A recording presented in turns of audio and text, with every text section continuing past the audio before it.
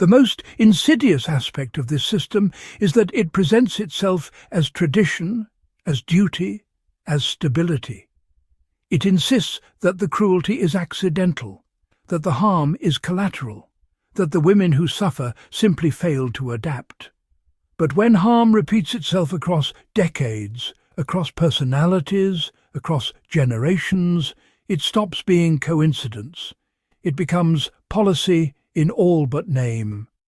The machinery does not need to announce itself because it functions through precedent, silence, and selective protection. What Sarah Ferguson understood, perhaps before the public was willing to admit it, is that this system does not correct women, it disciplines them. And discipline in this context does not mean guidance or support.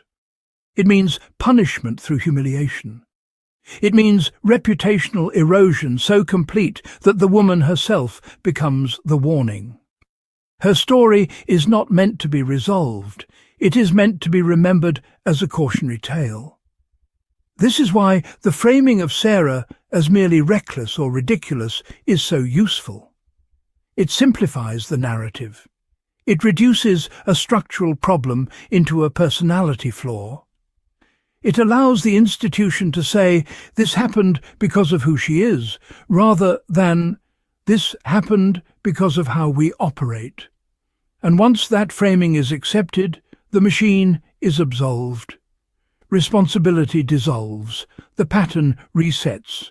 But look closer and the pattern becomes impossible to ignore. The women are elevated rapidly, celebrated publicly, placed on pedestals they did not build. Then the expectations tighten. The margin for error shrinks. Mistakes that would be forgiven in others become defining sins.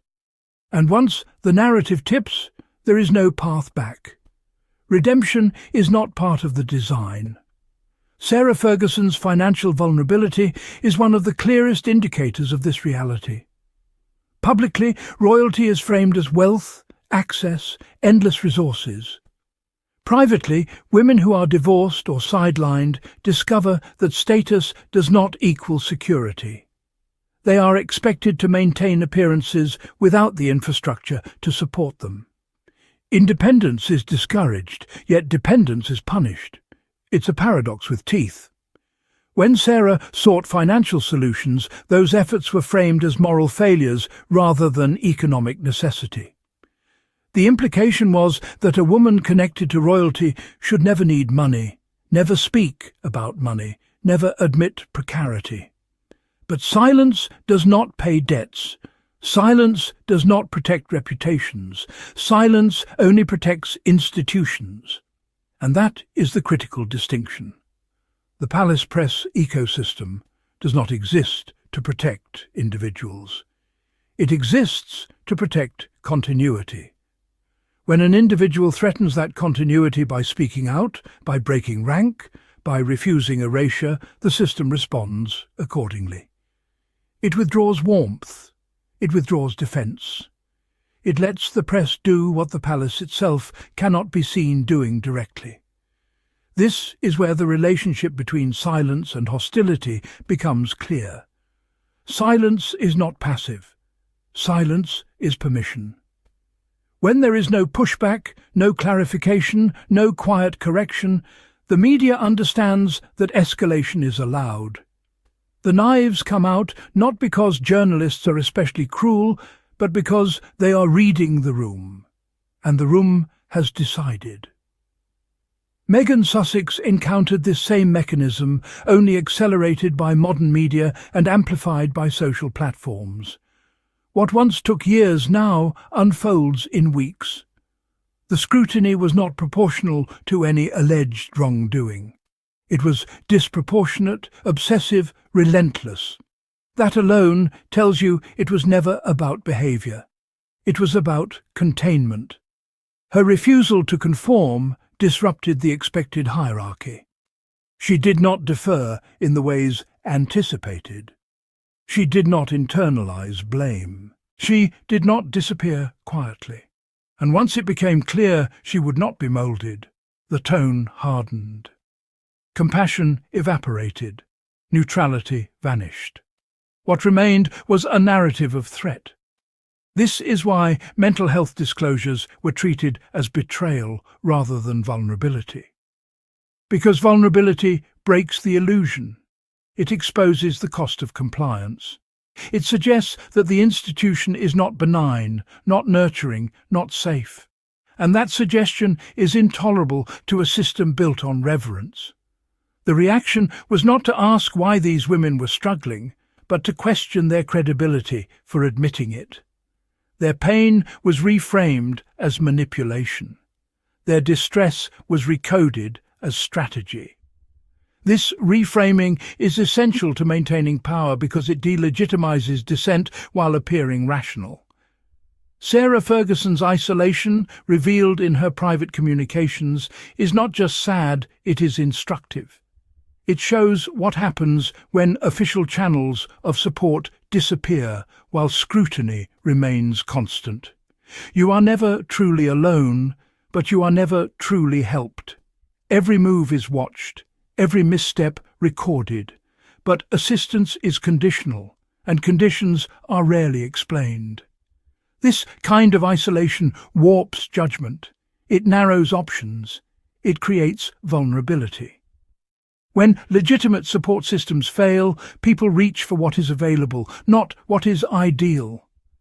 That does not excuse poor choices, but it explains them.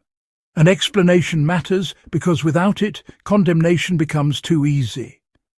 The focus on scandal serves another purpose as well. It individualizes blame. It invites moral outrage that feels righteous but costs nothing. The audience gets to feel superior without asking harder questions. Questions like, why does this keep happening? Who benefits when women are destroyed publicly? Why does accountability flow in only one direction?